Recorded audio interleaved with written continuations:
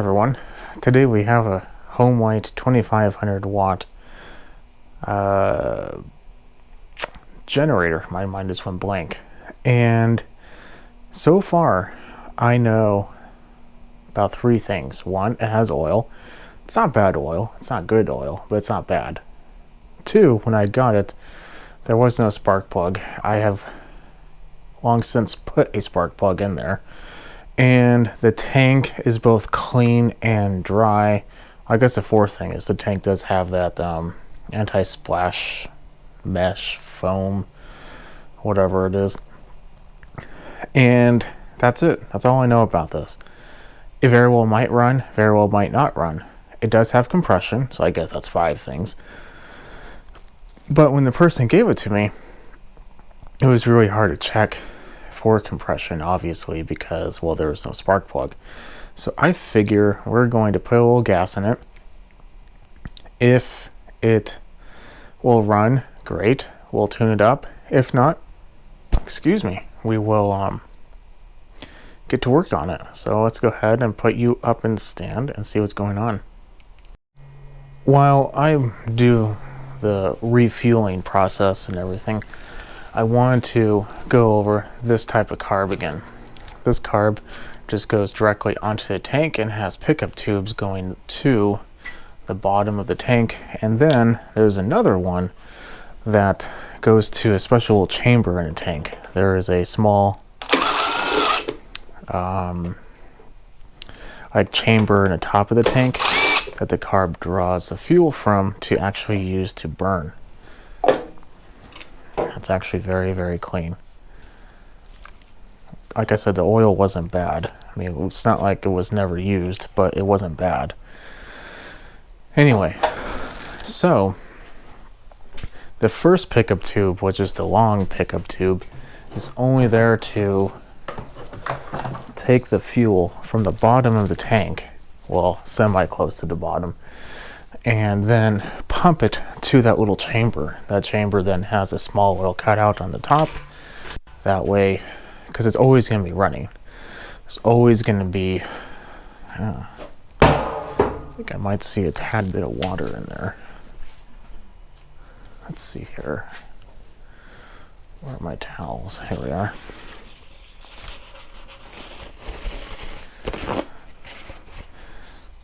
The tank itself looked dry, but I think I saw a speck or two of water. Could be fuel, but I just don't want to take that chance. Otherwise, it looks like a pristine tank. So we're just going to take a towel. Actually, do it from the frayed end. Go like this and just pick it up.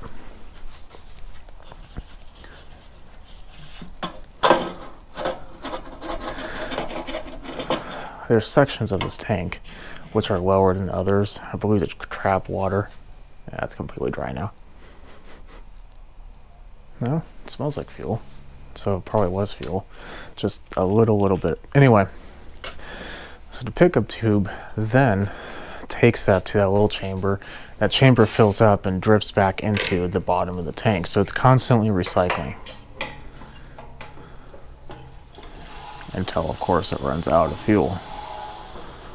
Then it can't recycle nothing. So what we're gonna do, put roughly a third of a tank in there, because that should be more than enough for the pickup tube on the bottom to pick it up. Now, if you just put a little bit and it's only like a quarter of an inch or something on the bottom of the tank, the pickup tube that doesn't actually touch the bottom, it will only go a certain point and then that's it. It's kind of there to help protect itself from like water and particulates and everything, because all those things, water will sink, particulates will sink. So to keep it from ingesting all those, it is going to kind of have them stored on the bottom to be cleaned out eventually. So usually I will use this brake clean, but this is non-flammable. So I tried with another engine, and was not starting. I went through spark, I checked the compression, I did everything. Then I got actual starting fluid, and it ran almost instantly. So be aware of that. The reason why we're doing starting fluid is I don't want to pull on it for like ever.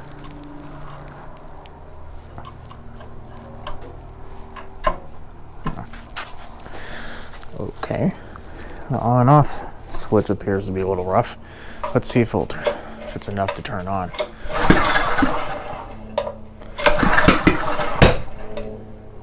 It's weird.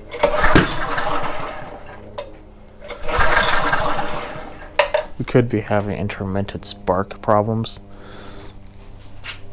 Let's try. Choke is on off. Maybe the lever isn't connecting all the way and it's kind of starting. Let's try that. See if that helps at all. It doesn't feel like there is a lot of compression though. There is some, but I don't think there's a whole lot.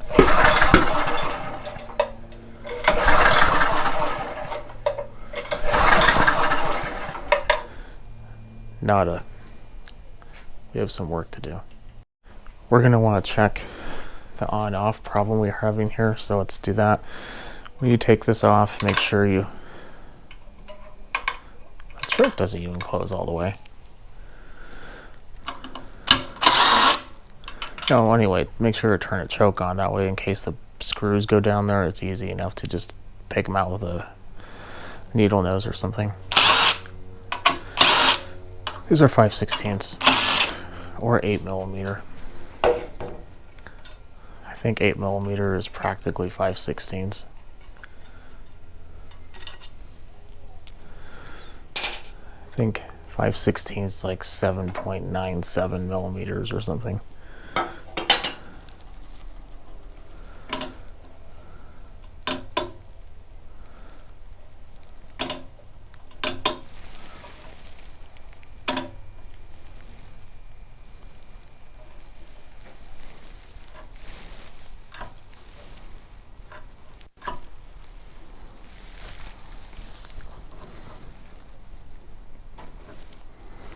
Well, it is clearing.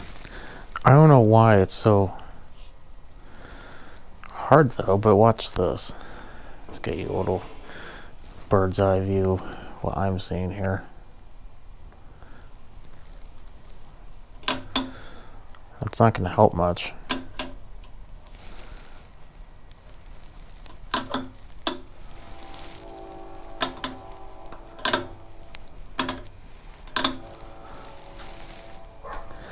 Kind of like this choke lever, there's two different settings. It feels like it should be to a different setting. Also, this screw seems like it's loose. It is loose. It might be an adjustment screw. Of course, if it's a fixed jet, then there is no adjustment. It seems like it's new enough not to have that adjustment type. Yeah, no, it's the fixed. If it wasn't the fixed, it would have a taper, or if it was the fixed, excuse me. And it seems to be clean, so we need to put this back in where it came from, all the way. The fixed jet ones, like I said, gets screwed down the entire amount that they can, however many threads you're able to, unlike the ones with the taper. So there is two screws holding this little plate on. We're going to take those off. Got it off, and naturally one of the screws fell down. I don't know where it went, so I'll have to go start looking for it. But let's put that one right there, and this one right here.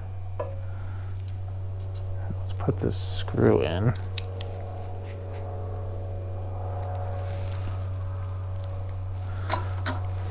when you see stuff like this, usually means someone's been in here, which isn't necessarily a horrible thing. The problem comes when they do sketchy things. They just do some basic diagnostics, like, you know, double checking everything is firmly in place or linkage is connected. You know, that's fine, but let's see here. Open, closed. Okay, well, at least we have that done. Now we have the mysterious problem of it not starting. How a flathead engine works is there's two valves roughly here. Exhaust valve is on the side because of the muffler. Intake is right here because, well, the carburetor. Only two you could possibly get. And it goes into a flat chamber because it's a flat head. And then well, that wasn't really even on that tight. Maybe I didn't tighten it all the way. Could be doing all this for nothing. Anyway, and the good thing is you can kind of look down the plug hole and see if they're moving, which is what I'm going to do now. So I'm going to pull up on it. So I can see at least the exhaust is moving, and kind of looks like the intake is stuck open.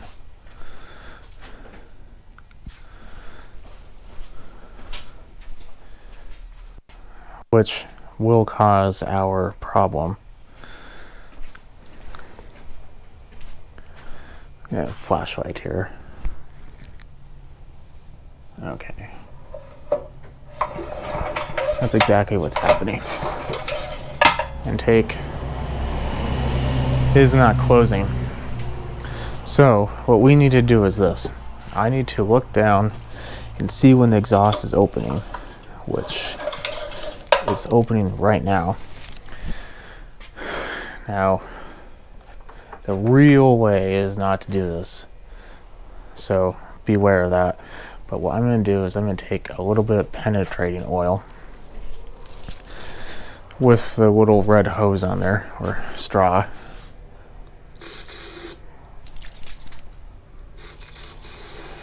I want to really kind of soak it in there.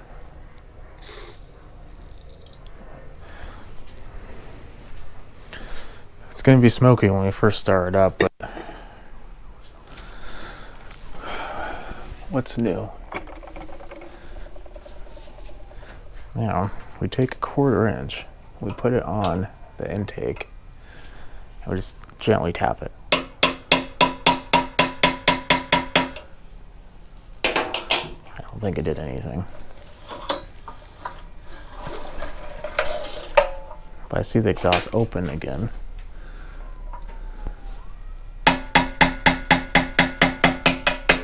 There we go, it closed. Like I said, very gentle. I mean, just a left tap. Okay, now they're both opening and closing. I'm gonna put the, actually no, I'm just gonna put the spark plug in. Turn off choke. Tighten it up a little bit. And pull on it and see if I can see or feel any more compression. Oh yeah, it's a lot better now. Okay, let's go back to trying it out. I really must stress that this is a quick and easy way to deal with a mild to very lightly stuck valve. If this required a whole lot more pounding or anything more than a left tap, the head would have to come off. 2 3/8 here. I think it's either 3/8 or 7/16 down there. 2 of them. This comes off. You have access to the head, and you then take it from there. You can try to release it, or you would, if you're not able to, technically you could try to remove the valve, but if it's stuck, it's really hard. So I would at least try this. Now the full and complete valve adjustment or cleaning or grinding or whatever you want to do, we are not going to be doing at the current moment. This is 2-cycle fuel mixed with a little oil. I use that to lubricate stuff, but I also wanted to clean it out, so I put a little fuel in there. And it's just oil, so it's not going to be a problem. Choke is off. Engine set to on.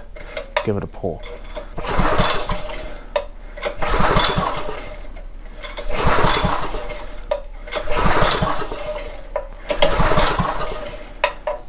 At least I think it's set to on.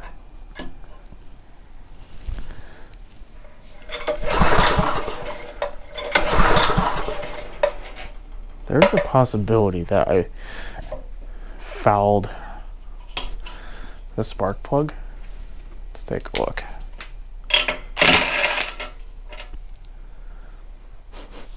There is no possibility of that. Is this still opening and closing? It is. Is the spark plug even working?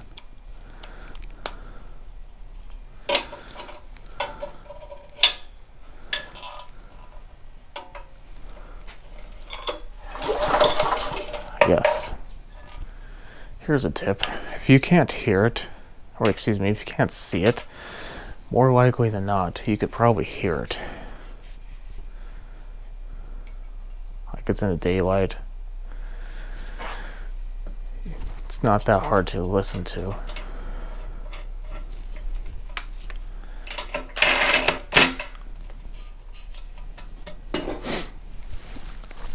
This is always going to fall, so I'm just going to put that down already. Like I said, choke is off. Now we're getting somewhere. I'm going to put this down. It's easier for me to pull on it.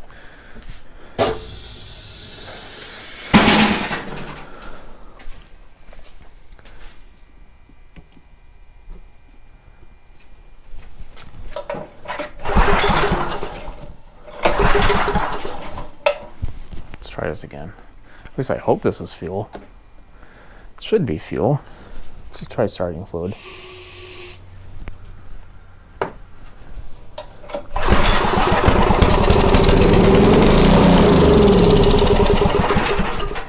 Might not have been fuel. So I kind of had an idea. Before we continue on with any carb work, I want to try this.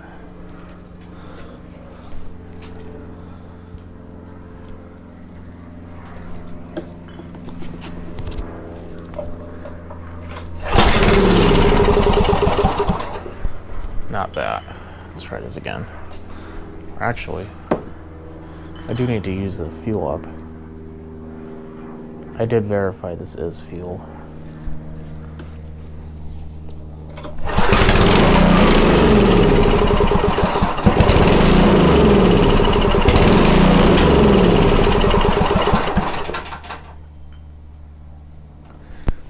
Trying to fill up that little container, see if the pump is working.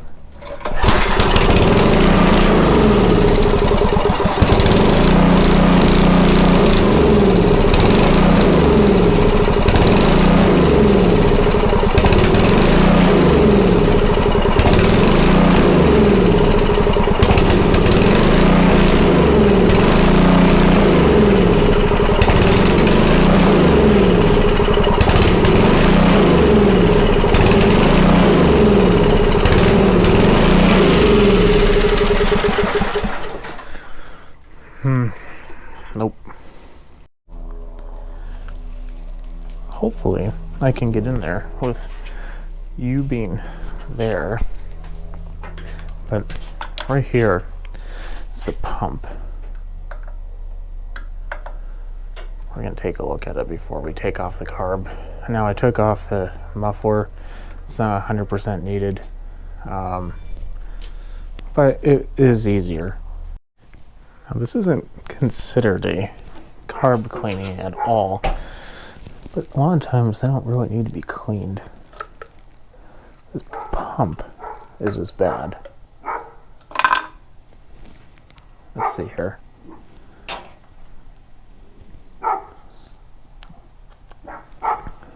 This is supposed to be pliable. It's hard as a rock. That's not going to be moving anything. Let's get a new one. So while we have it out, I want to blow with some air in here and in there. However, that little hole down there, when you blow on it, or with the air compressor, cover it up, because the likelihood of you pressurizing the tank, even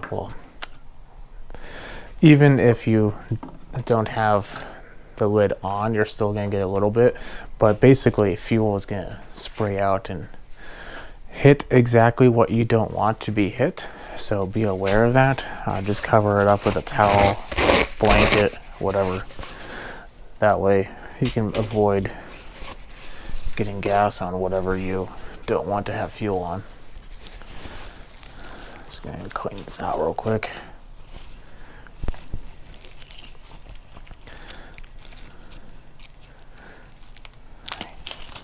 The longer I let that fuel diaphragm sit, the worse it got, which is not too surprising, to be honest. It was pretty bad. This spring is probably okay, but since we have a new one, we're just going to go with the new one. Just going to set that right here for now. I find it a lot easier to put the diaphragm on the back, because the back will have a guide, like a pin right there. And then also the spring.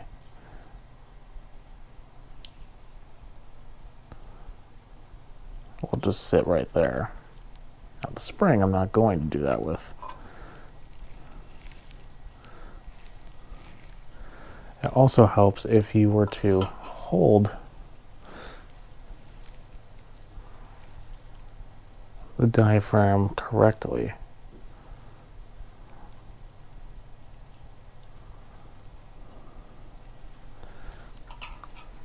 You're not going to see a whole lot, so I'm just going to apologize now, but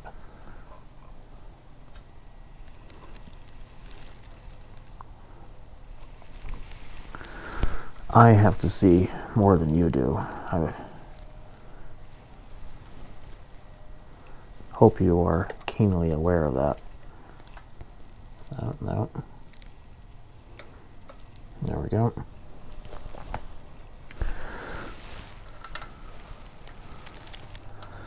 Once you get one screw in, it's usually pretty set. Now, like I was saying, you don't have to remove the muffler, but if you've done what we've done, it's probably hot. And just to avoid burning yourself, put the muffler back on, or take the muffler off. Put some gloves on, and yeah, just do that. Now, these screws, you do not have to put a death grip on, or death, I don't know. You don't need to put them on tight. There we go. My mind just went blank. And you probably should be doing this in zigzag order, but I'm not putting them on very tight. I'm going to go back later just kind of make sure they're still tight. Because if this plate is warped at all because you over tighten the screws, that will leak. Now, plug this back on and put the muffler back on. We have the old spring, we have the old diaphragm. Let's see if I can locate that. Again, I think I threw it away. So I'm going to do the exact same thing, put the muffler back on, and we'll see if it actually picks up fuel now. Just like the last time, I'm going to use some starting fluid to initiate the easy starting, because that little chamber is now full.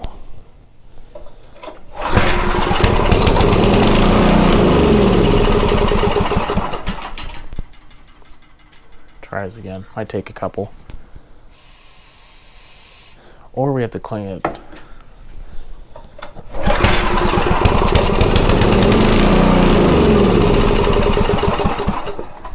It's kind of looking doubtful.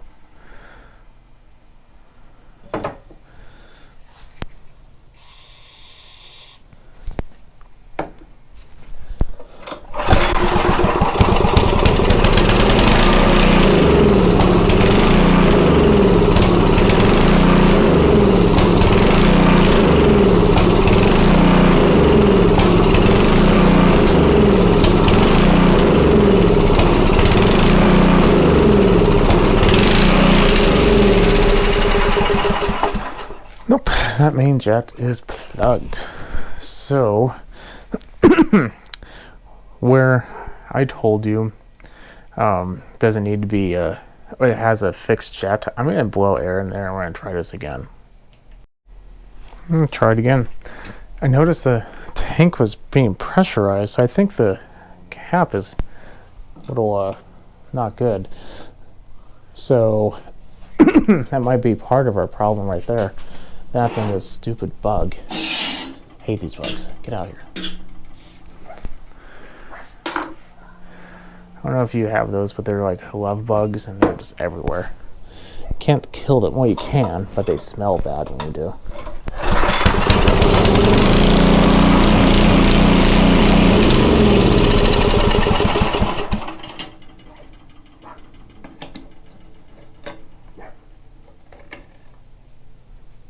Let's see if that has anything to do with it again. Try this again. Before I literally saw fuel come up through the carb.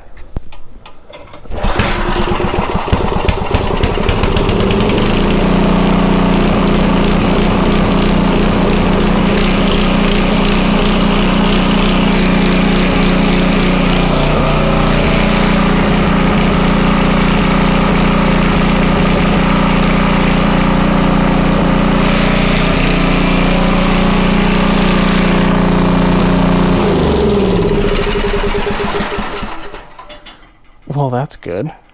I'm going to clean this up because a little bit of gasoline everywhere. And then blowing through that hole is connected to the main jet. So it just kind of blows out whatever's in there. More than likely, it was just a little plug. So that happens. I'm going to put the air filter cover on there to give it a proper drag because it was running a little bit lean. And then we're going to test out the power output. So, let's try this again. On, no choke.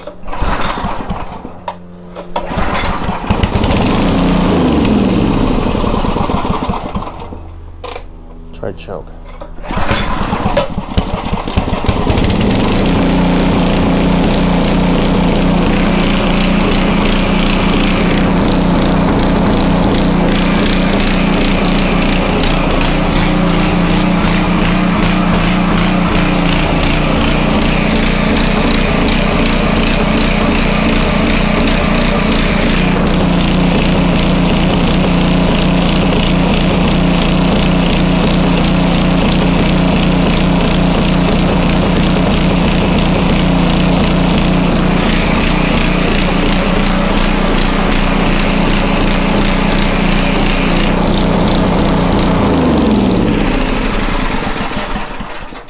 Still have carb problems. So, man, that's what happens. So, I have a meter connected. I looked at the jet that was removable and it was pretty nasty, so I cleaned it up a lot and we're going to see if it's running better. Now, it's not uncommon for these things too. When there's no load, you kind of fluctuate back and forth. That's fine. This is a 1500 watt load. It's on off right now. This is going to tell us what we have to look for. We're going to basically be looking at volts and hertz.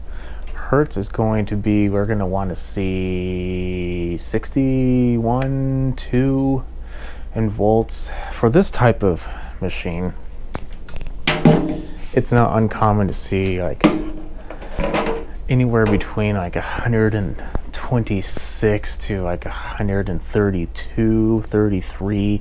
Probably the max you want to see with no load. When you put a load on there, it should drop down drastically. Now the hertz, when you put a load on there, should not drop down drastically. They will drop, but hopefully not that much. So let's see what we have here. And I also want to make sure to mention the load is off. It's not a good idea to leave something plugged in when you're starting a generator.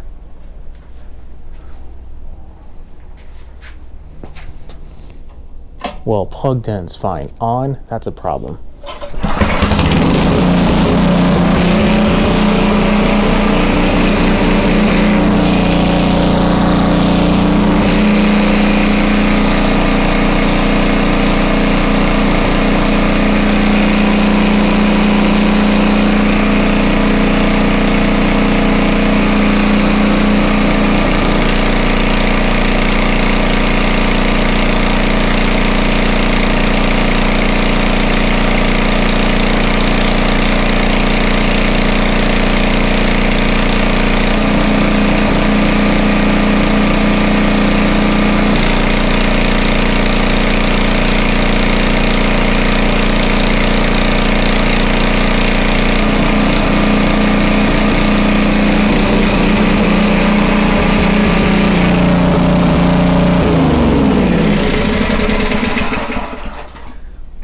Could be a little higher.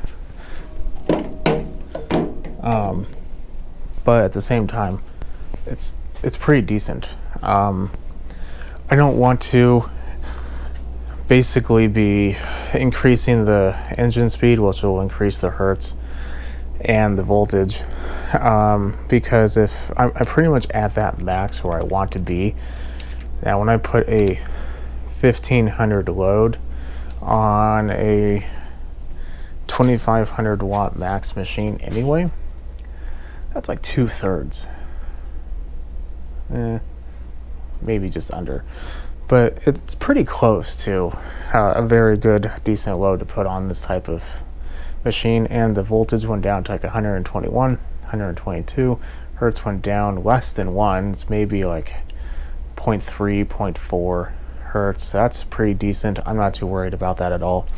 I might increase it just a little bit. In fact, let's just do that now. Why not?